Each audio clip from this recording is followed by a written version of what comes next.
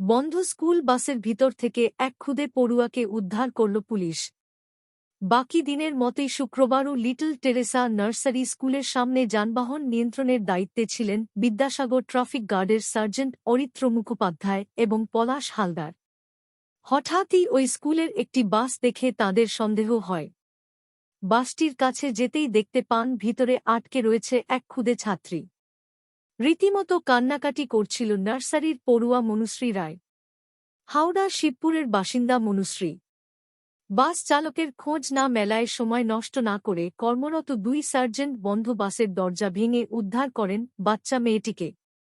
Sergeant Aritra Mukhopadhyay জানান, ঘটনার কিছুক্ষণের মধ্যেই বাস চালককে খুঁজে বের করে জিজ্ঞাসাবাদ করা হয়।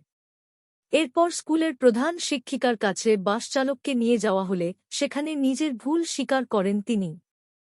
বাস চালকের দাবি, বাচ্চাটি ঘুমিয়ে পড়েছিল এবং তিনি সেটা খেয়াল করেননি।